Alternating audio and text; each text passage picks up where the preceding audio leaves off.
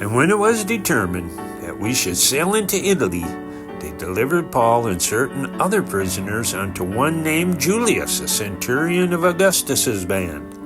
And entering into a ship of Adramyttium, we launched, meaning to sail by the coasts of Asia, when Aristarchus, a Macedonian of Thessalonica, being with us.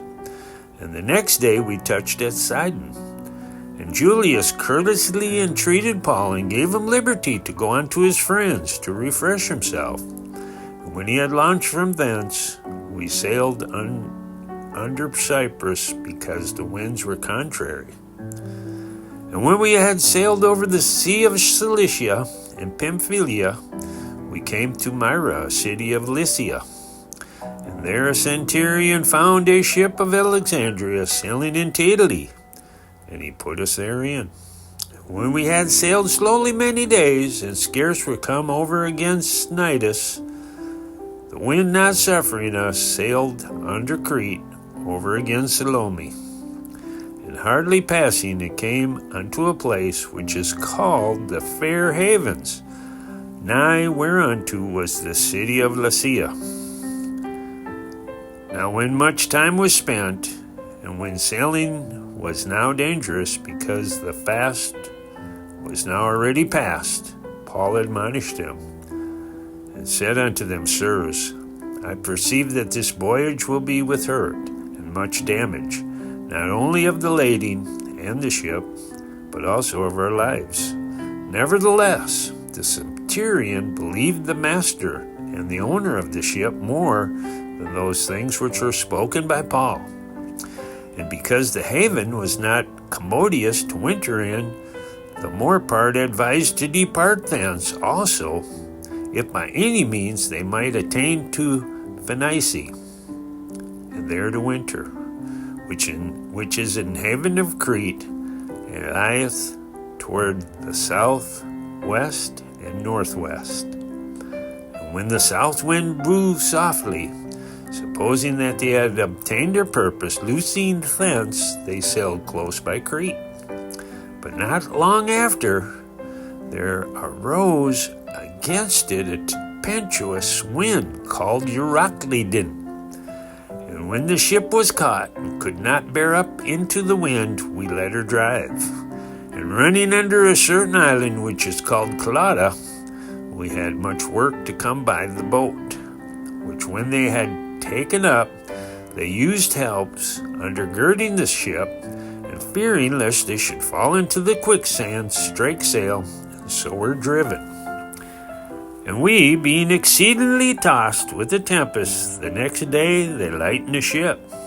And the third day we cast out with our own hands the tackling of the ship. And when neither sun nor stars in many days appeared, and no small tempest lay on us, all hope that we should be saved was then taken away.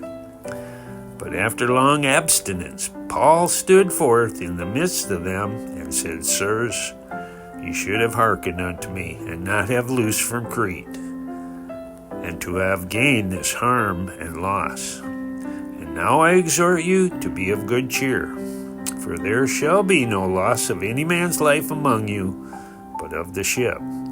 For there stood by me this night the angel of God, whose I am, and who I serve, saying, Fear not, Paul, thou must be brought before Caesar. And lo, God hath given thee all them that sail with thee. Wherefore, sirs, be of good cheer. For I believe God, that it shall be even as it was told me. Howbeit, we must be cast upon a certain island. And when the 14th night was come, as we were driven up and down in Adria, about midnight, the shipmen deemed that they drew near to some country, and sounded and found it 20 fathoms. And when they had gone a little further, they sounded again, and found it 15 fathoms. Then fearing lest we should have fallen upon rocks, they cast 4 anchors out of the stern, and wished for the day. And as the shipmen were about to flee out of the ship, when they had let down the boat into the sea under color, as though they would have cast anchors out of the foreship. Paul said to the centurion and to the soldiers, "Except these abide in the ship, ye cannot be saved." Then the soldiers cut off the ropes of the boat and let her fall off.